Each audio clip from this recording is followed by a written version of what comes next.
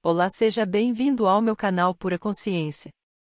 Se você está sempre em movimento, mas ainda quer desfrutar de uma boa leitura, os audiolivros são a solução perfeita. Abordando temas e livros que são pura consciência, você encontrará as melhores recomendações de audiolivros para contribuir e otimizar o seu tempo. Se você, assim como eu, gosta de coisas práticas, uma sugestão é que você acelere um pouco o vídeo, indo em configurações e ajustando a velocidade que mais te agrada. Mais ouro tem sido minerado dos pensamentos dos homens do que jamais foi extraído da terra. Capítulo 12. Sexualidade, carisma e criatividade. O 10º passo rumo à riqueza. Comentário. O que motiva os seres humanos é tema de pesquisa científica e debate filosófico contínuos. Existe um consenso geral de que os principais motivadores são as necessidades humanas básicas de alimento e água, abrigo, vestuário e segurança. Além dessas necessidades básicas de manutenção da vida, no entanto, existem outros fatores que motivam as pessoas a agir. É a definição dos outros fatores e sua ordem de importância que continua aberta à interpretação. A teoria mais conhecida provavelmente é a da hierarquia de necessidades, do psicólogo Abraham Maslow, que enumera 8 níveis de forças motivacionais, começando pelas necessidades básicas fisiológicas e de segurança e avançando para pertencimento e amor, estima, compreensão, estética, realização pessoal e transcendência. Outros psicólogos e sociólogos definiram e organizaram as categorias de forma diferente, mas em quase todos os casos há concordância de que, depois da satisfação das principais necessidades de manutenção da vida, sexo e amor são as forças motivadoras mais importantes. Napoleão Hill também compilou uma hierarquia que se referiu como estímulos mentais. Como Maslow e outros pesquisadores, Hill identificou o sexo e o amor como os mais poderosos fatores, dentre os que não são de manutenção da vida, para a motivação humana. Mas seu foco não era o sexo e o amor em relação à procriação. Hill ficou intrigado com a teoria de que, se o sexo e o amor são forças tão poderosas para induzir o ser humano à ação, poderia haver uma correlação com a realização excepcional ou sucesso material. Se existe tal relação, a força motivadora pode ser intencionalmente canalizada para esses propósitos? Na edição original do capítulo a seguir, Hill usou termos como emoção do sexo e a energia do sexo na análise dessas forças motivadoras em relação à atitude e à personalidade. Nesse contexto, o uso da palavra sexo não tem a conotação física que muitas vezes tem hoje. Atualmente, esses conceitos seriam transmitidos por palavras como a sexualidade, paixão ou a carisma. Nesta edição, quando apropriado, os editores optaram pelo uso moderno destes e de outros termos similares. Carisma. O mundo é governado pelas emoções humanas, e são elas que estabelecem o destino da civilização. As pessoas são mais influenciadas por sentimentos do que pela razão. Sua criatividade é acionada inteiramente pelas emoções, e não pela razão fria. A mente humana responde a estímulos pelos quais pode ser agitada de tal forma que assume características como entusiasmo, imaginação criativa e desejo intenso. Os estímulos aos quais a mente responde mais livremente são: 1. Desejo de expressão sexual. 2. Amor. 3. Desejo ardente de fama, poder ou ganho financeiro, dinheiro. 4. Música. 5. Amizade próxima ou admiração. 6. Uma aliança de mastermind baseada na harmonia de duas ou mais pessoas que se aliam para o avanço. 7. Sofrimento em comum, como que assumete pessoas que são perseguidas. 8. Autossugestão. 9. Medo. 10. Álcool e drogas. O desejo de expressão sexual vem no topo da lista de estímulos que aceleram a mente e põem em movimento as rodas da ação física. As emoções associadas ao impulso sexual humano criam um estado mental. Quando motivadas por esse desejo, as pessoas muitas vezes mostram coragem, força de vontade, persistência, imaginação e capacidade criativa que normalmente não possuem. Tão forte e motivador é o desejo de expressão sexual que as pessoas põem em risco vida e reputação por causa dele. Um rio pode ser represado, e sua água controlada por um tempo, mas acaba forçando uma saída. A mesma coisa acontece com as emoções relacionadas à expressão sexual. Podem ser submersas e controladas por um tempo, mas sua própria natureza faz com que estejam sempre buscando meios de expressão. O desejo de expressão sexual é inato e natural. O desejo não pode e não deve ser submerso ou eliminado, mas pode ter outras saídas que enriqueçam o corpo, a mente e o espírito. Quando dominada e redirecionada, essa motivação tem sido usada como uma poderosa força criativa na literatura, arte e em outras atividades, inclusive no acúmulo de riqueza. Um professor que treinou mais de 30.000 vendedores chegou à conclusão de que indivíduos sexualmente mais confiantes são os vendedores mais eficientes. A explicação é que, o traço de personalidade conhecido como magnetismo pessoal é uma manifestação de energia sexual. Comentário. Foram realizados numerosos estudos psicológicos e sociológicos sobre a relação entre sexualidade e sucesso que tendem a apoiar a observação de Hill. Como as características físicas são os aspectos mais quantificáveis da sexualidade, a maioria dos estudos de pesquisa se concentra em gênero, atratividade, tamanho corporal e idade, e mede indicadores como primeiras impressões, expectativa de desempenho, percepção de desempenho e interação social. Esses estudos geralmente concluem que, quando se comparam indivíduos de igual competência, para os homens, a percepção é de que aqueles mais altos se dão melhor que os mais baixos, alguém com muito cabelo vai superar alguém que é calvo, o bonito ou viril vai superar o sem graça ou o mais velho. Para as mulheres, os resultados são comparáveis. A percepção é que a atraente se sai melhor que a sem graça, magra ou curvilínea, marca mais pontos que as que têm sobrepeso, e espera-se que as jovens sejam melhores que as mais velhas. Essas observações sobre sexualidade física podem parecer óbvias, mas levam a uma conclusão muito significativa. Obviamente, nem todas as pessoas bem-sucedidas são altas e viris ou atraentes e bem torneadas de corpo. É também um fato que o sucesso dos que são baixos, carecas, gordos ou sem graça nem sempre é decorrente de habilidade superior ou sorte. Claramente, há outro tipo de atrativo que muitas vezes supera o apelo físico. Esse outro tipo de atratividade está ligado à sexualidade humana, mas não é o que normalmente seria chamado de assex. Costuma-se dizer que as pessoas com essa qualidade têm química, personalidade, charme ou apelo. Hill chamou esse tipo de atração de magnetismo pessoal. Hoje, o termo mais comum é carisma. Ao empregar vendedores, um bom gerente de vendas procura magnetismo pessoal ou carisma como primeiro requisito. Pessoas sem esse tipo de energia sexual jamais se tornarão entusiastas nem inspirarão os outros com entusiasmo. E o entusiasmo é um dos requisitos mais importantes em vendas, não importa o que seja vendido. O orador público, pregador, advogado ou vendedor que carece de carisma é um fracasso em relação à capacidade de influenciar os outros. Isso, bem como o fato de que a maioria das pessoas é influenciada pelo apelo às suas emoções, deve convencê-lo com facilidade da importância do carisma como parte das habilidades do vendedor. Os melhores vendedores dominam a arte das vendas porque transmutam de forma consciente ou subconsciente o carisma, energia sexual e entusiasmo nas vendas. Essa afirmação explica o significado real e prático da transmutação sexual. O significado da palavra transmutar é, em linguagem simples, a alteração ou transferência de um elemento ou forma de energia em outro. Transmutação de energia sexual significa desviar a mente de pensamentos de expressão física para pensamentos de outra natureza. Vendedores que sabem ativar o carisma desenvolveram a arte da transmutação sexual, mesmo que não saibam disso. A maioria dos vendedores que transmutam sua energia sexual o faz sem ter consciência do que estão fazendo ou como. Você pode cultivar e desenvolver essa qualidade em suas relações com outras pessoas. Por meio de cultivo e compreensão, essa força motivadora vital pode ser aproveitada e utilizada com grande vantagem nas relações entre pessoas. Essa energia pode ser comunicada a outros das seguintes maneiras: aperto de mão. O toque da mão indica instantaneamente a presença de carisma ou a falta dele. Tom de voz.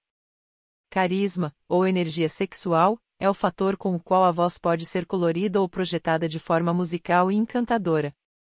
Postura e movimentos do corpo. Pessoas com carisma se movem rapidamente com graça e facilidade. Vibrações do pensamento. Pessoas com carisma projetam a sexualidade por meio da personalidade de um jeito que influencia aqueles à sua volta. Vestuário e estilo. Pessoas carismáticas geralmente são muito cuidadosas com a aparência pessoal.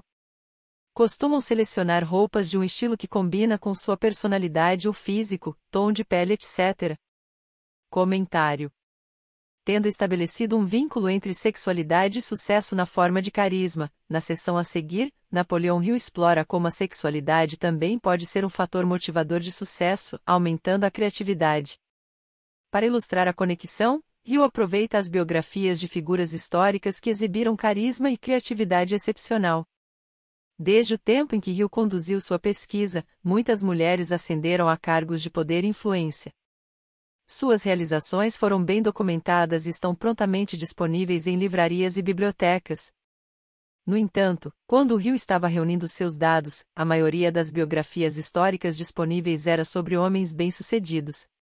Além disso, industriais e líderes políticos bem-sucedidos que ele havia estudado pessoalmente durante os 30 anos anteriores também eram homens.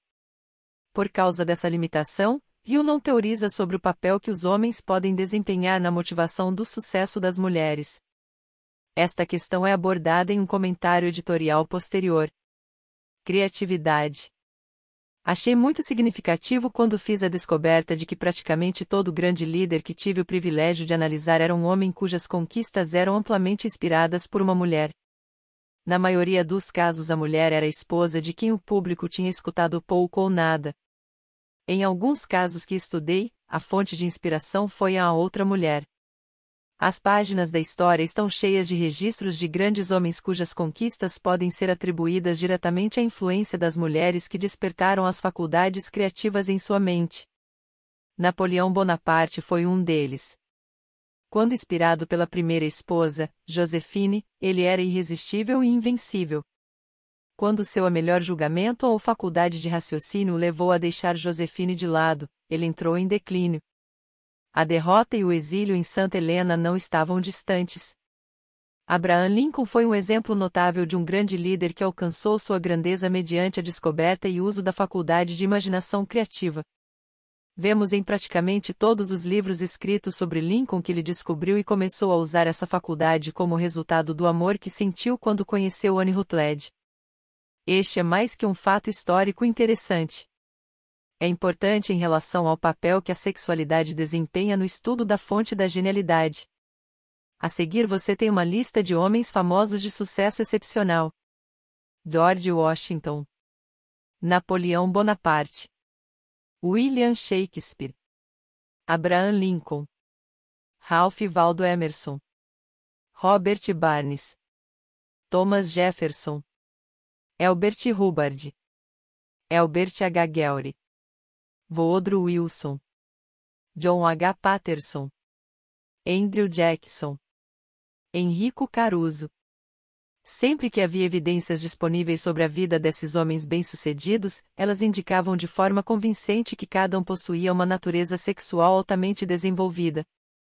Uma análise das informações tiradas de biografias e textos históricos leva às seguintes conclusões.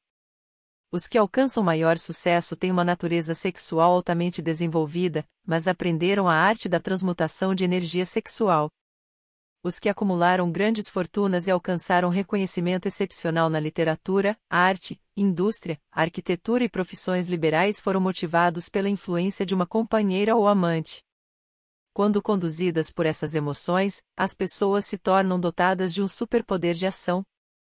Se você entender isso, também entenderá que a transmutação sexual contém o segredo da capacidade criativa. Comentário. Conforme observado anteriormente, embora a análise de Hill se concentre nos homens, hoje existe uma ampla gama de biografias de mulheres que realizaram conquistas em todos os campos da vida, incluindo negócios, política, religião, esportes, entretenimento e artes. Tendo em mente que a informação biográfica é sempre subjetiva, o leitor pode agora encontrar um amplo material para tirar uma conclusão a respeito da teoria de Hill sobre a sexualidade como força motivadora ser igualmente evidente nas mulheres. Napoleão Hill teve que fazer uma análise aprofundada das biografias na busca de indícios de que a sexualidade do sujeito tinha uma correlação com seu sucesso. Hoje mal ligamos a televisão e somos soterrados por detalhes íntimos de homens e mulheres, sugerindo que os melhores e mais brilhantes aparentemente também são os mais sexy. Embora escândalos não sejam geralmente citados como prova científica, a exposição de algumas das maiores estrelas do entretenimento e dos esportes, CEOs de alto escalão de grandes empresas, numerosos políticos e até alguns presidentes confirma ao menos a questão do senso comum na teoria de Hill sobre a correlação entre sexualidade e sucesso. Obviamente, isso não significa que todos que são altamente sexuais são gênios. As pessoas alcançam o status de gênio apenas quando se estimulam a mente, para poder aproveitar as forças disponíveis por meio da faculdade criativa da imaginação. Embora seja o mais importante dos estímulos ou motivadores, simplesmente ter energia sexual não é suficiente para ser um gênio. A energia deve ser transmutada do desejo de contato físico em alguma outra forma de desejo e ação antes de elevar alguém ao status de gênio. Gênio e imaginação criativa. Uma definição de gênio pode ser: alguém que descobriu como aumentar a intensidade do pensamento até o ponto de poder se comunicar livremente com fontes de conhecimento não disponíveis no ritmo de pensamento comum. Esta definição deve levantar algumas questões na mente de quem lê este livro. A primeira deve ser: como alguém pode se comunicar com fontes de conhecimento que não estão disponíveis pelo pensamento comum? A próxima deve ser: existem fontes conhecidas de conhecimento que estão disponíveis apenas para gênios e, em caso afirmativo, quais são essas fontes, e como exatamente podem ser alcançadas? A seguir, ofereço métodos para você experimentar e provar para si mesmo que isso é verdade. Assim terá a resposta para as duas perguntas. Comentário: os seres humanos percebem as coisas por meio dos 5 sentidos: visão, olfato, paladar, audição e tato. Outro tipo de percepção, como quando você tem uma sensação sobre alguma coisa, foi discutido nos capítulos sobre desejo, fé e autossugestão.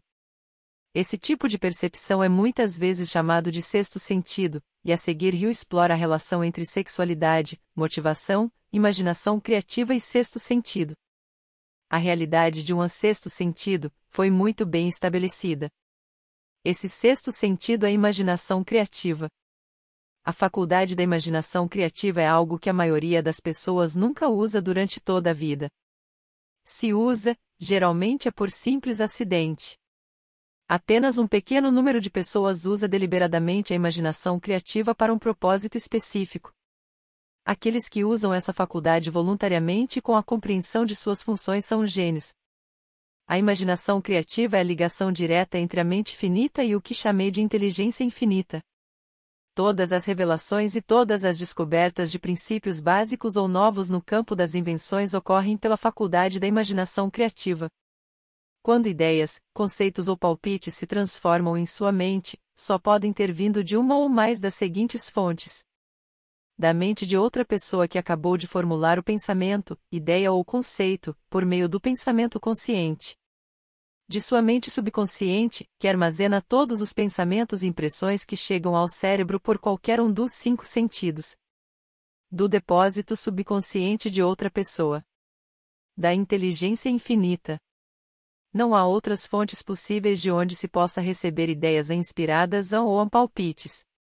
Quando a ação cerebral é estimulada por um ou mais dos 10 estimulantes mentais relacionados no início deste capítulo, isso tem o efeito de lhe levar muito acima do horizonte do pensamento comum. Permite que você visualize a distância, escopo e qualidade de pensamentos não disponíveis no plano inferior, como quando você está resolvendo problemas de rotina nos negócios. Quando você é elevado a um nível mais alto do pensamento pela estimulação mental, é como se tivesse decolado em um avião. Você agora pode ver além do horizonte que limita sua visão quando está no chão.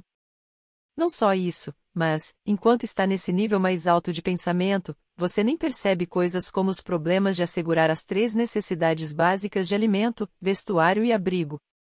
Você está em um mundo de pensamento no qual os pensamentos comuns e rotineiros foram removidos, assim como as colinas e os vales que obstruem sua visão em solo não interferem quando você está em um avião. Enquanto está neste plano de pensamento exaltado, a faculdade criativa da mente tem liberdade de ação. O caminho está limpo para o sexto sentido agir. A mente fica receptiva a ideias que não poderiam alcançar o indivíduo em nenhuma outra circunstância. O sexto sentido é a faculdade que marca a diferença entre um gênio e um indivíduo comum. desenvolvendo sua imaginação criativa. Um estimulante da mente é qualquer influência que aumenta temporária ou permanentemente a intensidade do pensamento. Os 10 maiores estimulantes mencionados anteriormente são aqueles a que recorremos de forma mais comum. Por intermédio dessas fontes, você pode se comunicar com a inteligência infinita, entrar no armazém do seu subconsciente ou talvez até no de outra pessoa. Isso é tudo de que a genialidade precisa. Quanto mais você usa a faculdade criativa, mais alerta e receptivo se torna a fatores que se originam fora de sua mente consciente. E, quanto mais essa faculdade criativa é usada, mais você confia nela para desenvolver seus pensamentos e ideias. Essa faculdade só pode ser cultivada e desenvolvida pelo uso. O que geralmente chamamos de nossa inconsciência opera inteiramente por meio da faculdade do sexto sentido. Os grandes artistas, escritores, músicos e poetas tornam-se ótimos porque adquirem o hábito de confiar na vozinha interior que fala por meio da imaginação criativa. Qualquer um com uma imaginação aguçada sabe que algumas de suas melhores ideias passam pelas chamadas intuições. Um dos oradores públicos mais conhecidos admite que seus discursos são de fato excelentes quando ele fecha os olhos e passa a confiar inteiramente na faculdade da imaginação criativa. Quando perguntaram por que ele havia fechado os olhos antes do clímax de seu discurso, ele respondeu: "Porque assim falo por meio de ideias que me chegam de dentro." Um dos financistas mais bem-sucedidos e conhecidos dos Estados Unidos tem o hábito de fechar os olhos por 2 ou 3 minutos antes de tomar uma decisão. Quando perguntaram o porquê disso, ele respondeu: "Com os olhos fechados, posso aproveitar uma fonte de inteligência superior." Elmer R. Gates criou mais de 200 patentes úteis por meio do processo de cultivar e usar sua faculdade criativa. Seu método é significativo e interessante para qualquer pessoa interessada em alcançar o status de gênio. Gates foi um dos grandes cientistas do mundo, embora menos divulgado. Em seu laboratório ele tinha o que chamava de a sala de comunicação pessoal. Era praticamente a prova de som, e toda a luz podia ser blindada. Havia uma pequena mesa na qual ele mantinha um bloco de papel. Na frente da mesa, na parede, havia um interruptor de luz.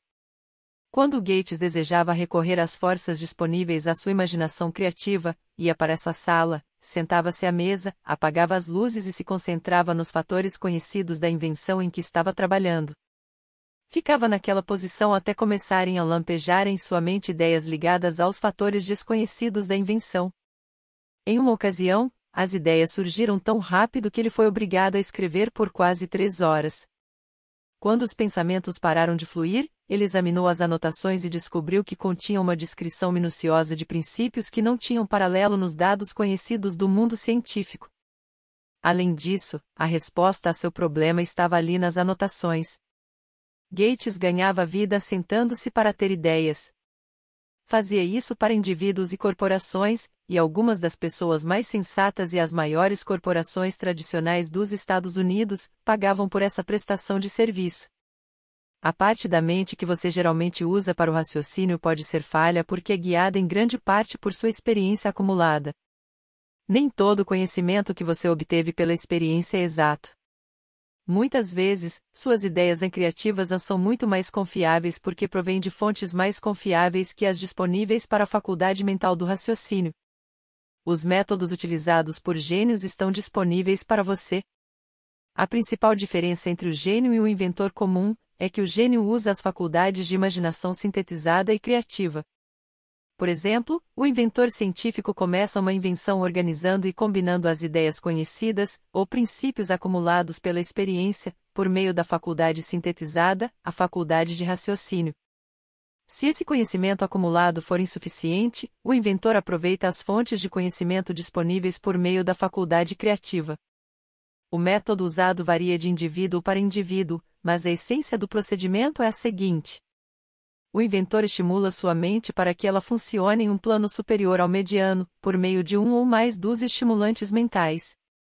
O inventor concentra-se então nos fatores conhecidos, a parte acabada, da invenção e cria em sua mente uma imagem perfeita dos fatores desconhecidos, a parte incompleta da invenção. O inventor mantém essa imagem em mente até que ela tenha sido absorvida pela mente subconsciente, depois relaxa, limpa a mente de todos os pensamentos e espera que a resposta lampeje em sua cabeça. Às vezes os resultados são definidos e imediatos. Em outras, os resultados são negativos, dependendo do estado de desenvolvimento do sexto sentido ou faculdade criativa. Thomas Edison tentou mais de 10.000 combinações diferentes de ideias por meio da faculdade sintética da imaginação antes de se sintonizar pela faculdade criativa e obter a resposta que aperfeiçoou a lâmpada incandescente. A experiência foi parecida quando ele criou o fonógrafo. Comentário: sincronicidade, precognição, intuição, insights, palpites, presságios e sonhos simbólicos são aspectos do fenômeno que Napoleão Hill descreveu em seus dois termos correlacionados, imaginação criativa e inteligência infinita. E o fato de Hill ter feito um estudo sério dessa função da mente o coloca em companhia excepcional. Os pais da psicologia moderna, Sigmund Freud e Carl Jung, reconheceram e tentaram explicar esse sexto sentido. O conceito de Jung do subconsciente coletivo, base da psicologia junguiana, é em muitos aspectos idêntico ao conceito de inteligência infinita de Hill. Cientistas de Arquimedes a Newton, de Einstein a equipe de Watson e Crick que determinou a estrutura do DNA, reconheceram que a intuição foi fundamental em suas descobertas. A Duke University criou um departamento com o único propósito de estudar esses fenômenos em condições científicas. Muitos cientistas admitem usar técnicas personalizadas semelhantes ao método de Hill para acessar a intuição e a criatividade. Entre eles Friedrich Kekulé, que descobriu a estrutura molecular do benzeno durante um sonho simbólico, o fisiologista Otto Loewi, que teve um presságio seguido de um sonho que lhe rendeu o Prêmio Nobel de Medicina e, como mencionado acima, James Watson e sua revelação da estrutura do DNA. Mozart, Shelley, Coleridge, Huxley, Descartes e Robert Louis Stevenson afirmaram que a intuição desempenhou um papel em suas criações. William Blake descobriu o segredo de um processo de gravação em cobre em um sonho. O primeiro-ministro britânico Winston Churchill acreditava firmemente que uma premonição o salvou de ser morto por uma bomba durante o bombardeio de Londres. Como observado anteriormente, psiquiatria, hipnose clínica e afirmações tiveram que superar um considerável ceticismo antes de serem aceitas. Isso também é verdade para o fenômeno que Hill chama de inteligência infinita. No entanto, nos anos de 1970 e 1980 o interesse do público foi despertado por livros bem pesquisados, como A Vantagem Intuitiva, de Philip Goldberg, Sonho Criativo, de Patricia Garfield e A Experiência do Lado Direito do Cérebro, de Marilis Deneck. Embora essas anomalias da mente ainda desafiem testes de laboratório, pesquisadores contemporâneos continuam publicando resultados fascinantes. A natureza equipou o cérebro e a mente humana com estimulantes internos que ativam a sintonia da mente com pensamentos finos e raros de forma segura. Nunca foi encontrado um substituto satisfatório para os estimulantes da natureza. No entanto, na história não faltam exemplos de pessoas elevadas ao status de gênio em resultado do uso de estimulantes mentais artificiais. Edgar Allan Poe escreveu O Corvo sob a influência do álcool, sonhando sonhos que nenhum mortal ousou sonhar antes. Samuel Taylor Coleridge escreveu Kubla Khan durante um sonho induzido pelo ópio, e Robert Barnes escrevia melhor quando sob efeito de drogas. Pelos bons velhos tempos, meu caro, ainda beberemos um copo de bondade, pelos bons velhos tempos. É verdade que estes e outros que são conhecidos como gênios basearam-se na estimulação mental artificial, mas uma lição mais importante a lembrar é quantas dessas pessoas se destruíram pelo uso desses estimulantes. Comentário: em termos mais contemporâneos, o argumento de Hill sobre os perigos dos estimulantes mentais artificiais nunca foi mais bem defendido do que na série de televisão Behind the Music, que começou a ser exibida pelo VH1 no fim da década de 1990. A série pretendia mostrar a vida das estrelas do rock e celebrar seus sucessos, mas depois de 2 ou 3 programas, todos começaram a parecer iguais. O jovem vocalista e a banda lançam um disco de sucesso, ganham milhões de dólares, mergulham no estilo de vida sexo, drogas e rock and roll, ficam viciados e acabam com todo o dinheiro.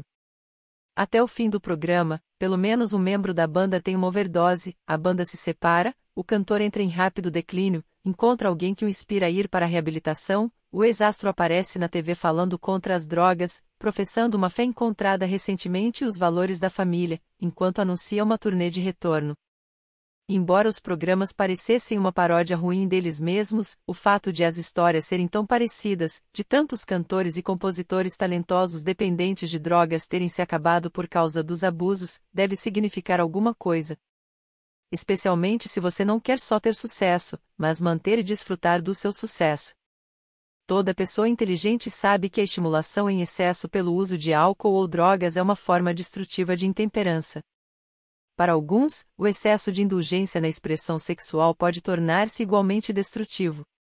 Uma pessoa obcecada por sexo não é essencialmente diferente de uma pessoa viciada em drogas ou álcool. Ambas perderam o controle sobre suas faculdades da razão e da força de vontade. A sexualidade humana é um impulso poderoso para a ação, mas sua força é como um ciclone, quase impossível de controlar por completo. Quando o indivíduo é conduzido unicamente por emoções relacionadas à sexualidade, pode ser capaz de grandes conquistas, mas suas ações são muitas vezes desorganizadas e destrutivas. É verdade que uma pessoa pode perseguir sucesso financeiro ou comercial aproveitando a força motriz da energia sexual sem autocontrole. Mas a história está cheia de evidências de que essas pessoas provavelmente têm certos traços de caráter que roubam delas a capacidade de manter ou desfrutar de suas fortunas. Ignorar essa possível armadilha custou a milhares de pessoas sua felicidade, embora tivessem riqueza. A partir da análise de mais de 25 mil pessoas, descobri que os que conquistam sucesso excepcional muitas vezes não chegam ao topo até que tenham mais de 40 ou 50 anos. Esse fato era tão espantoso que me levou a estudar sua causa com mais atenção. Minha investigação revelou que a principal razão para muitas pessoas não terem sucesso no início da vida é a tendência para dissipar energias com uma indulgência excessiva. A maioria das pessoas nunca descobre que a energia sexual tem outras possibilidades além da expressão física. E muitas das que fazem essa descoberta só chegam a ela depois de terem desperdiçado muitos anos enquanto sua energia sexual estava no auge. A maioria das pessoas chega a essa descoberta por acidente, e muitas nem sabem que agora têm acesso a esse poder. Podem reconhecer que seu poder de realização aumentou, mas não têm ideia do que causou a mudança. Percebem vagamente que a natureza começa a harmonizar as emoções de amor e sexo, de modo que podem recorrer a essas grandes forças e aplicá-las como estímulos para a ação. A importância do amor. Amor, romance e sexo são emoções capazes de elevar as pessoas à altura da superrealização. Quando combinadas, as três emoções podem levar o indivíduo à altitude de um gênio. Toda pessoa que foi mobilizada pelo amor genuíno sabe que ele deixa traços duradouros no coração humano. O efeito do amor perdura porque o amor é de natureza espiritual. Aqueles que não são estimulados a grandes níveis de realização pelo amor são tão sem esperança que estão mortos, embora possam parecer vivos. Se você acredita que é infeliz por ter amado e perdido, está errado. Aquele que amou de verdade nunca perde completamente. O amor é caprichoso e temperamental. Vem quando quer e vai embora sem aviso prévio. Aceite e aproveite enquanto ele permanece, mas não perca tempo se preocupando com a partida. A preocupação nunca o trará de volta. Ignore o pensamento de que o amor só vem uma vez. O amor pode vir e ir incontáveis vezes, mas não existem duas experiências de amor que o afetem da mesma maneira. Pode haver uma experiência de amor que deixe no coração uma impressão mais profunda do que todas as outras, mas todas as experiências de amor são benéficas, exceto para a pessoa que se torna ressentida e cínica quando o amor vai embora. Até as memórias de amor podem elevar o indivíduo e estimular a mente. Volte a outros tempos de vez em quando e banhe a mente nas belas lembranças do amor passado. Isso vai amenizar suas preocupações e oferecer uma via de escape para as desagradáveis realidades da vida. E talvez, durante esse retiro temporário no mundo da fantasia, o subconsciente dê ideias ou planos que possam mudar todo o status financeiro ou espiritual de sua vida. Não deve haver desapontamento no amor, e não haveria se as pessoas compreendessem a diferença entre as emoções do amor e do sexo. O amor é uma emoção de muitas tonalidades e cores, mas a mais intensa e ardente de todas é aquela experimentada na mistura das emoções do amor e do sexo. Casamentos ou relacionamentos sérios que não são abençoados pelo devido equilíbrio de amor e sexo não podem ser felizes, e raramente sobrevivem.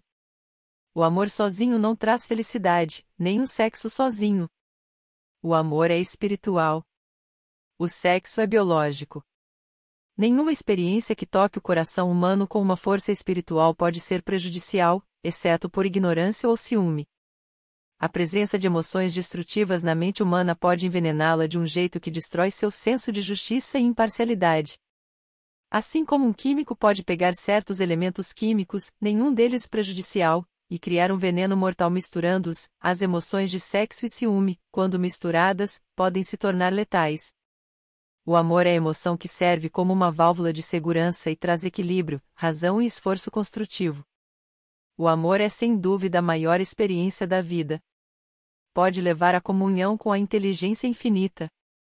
Quando o amor orienta as emoções, pode ser um bom guia rumo ao esforço criativo. O caminho para a genialidade consiste no desenvolvimento, controle e uso do sexo, do amor e do romance. De maneira resumida, o processo pode ser colocado assim. Incentive a presença de emoções positivas como os pensamentos dominantes em sua mente e desestimule todas as emoções destrutivas. A mente é uma criatura de hábito. Ela próspera com os pensamentos dominantes que a alimentam. Pela força de vontade, você pode desestimular a presença de qualquer emoção e incentivar a presença de qualquer outra. O controle da mente pelo poder da vontade não é difícil.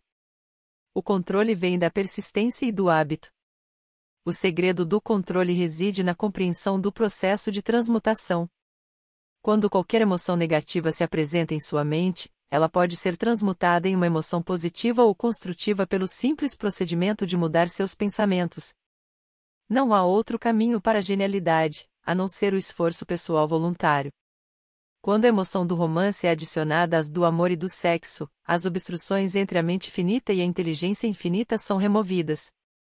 Então nasce um gênio. Obrigada por assistir até aqui. Acompanhe no próximo vídeo o capítulo 13.